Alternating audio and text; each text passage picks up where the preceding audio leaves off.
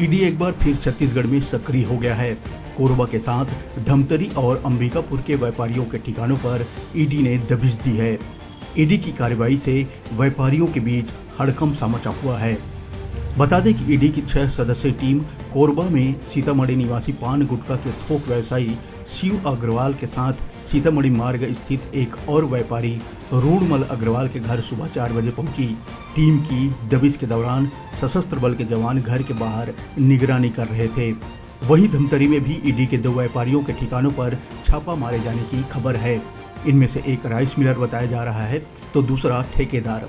इसके साथ ही साथ ईडी के अंबिकापुर में भी व्यापारियों के ठिकानों पर छापा मारने की खबर सामने आ रही है।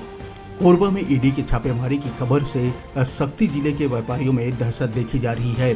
सक्ती का एक व्यापारी अंडरग्राउंड हो गया है।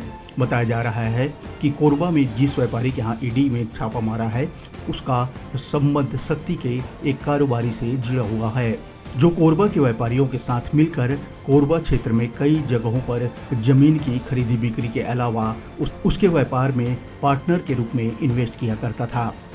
कोरबा, अंबिकापुर और धमतरी में छापेमारी की कार्रवाई के बीच ईडी की बीजापुर में भी नजर पड़ी है। ईडी ने बीजापुर जिला प्रशासन को चिट्ठी लिखकर डीएफएम फंड का ब्यौरा मांगा है। जिला प्रशासन को 2016 से अब तक खर्च किए गए डीएमएफ फंड का हिसाब देना होगा।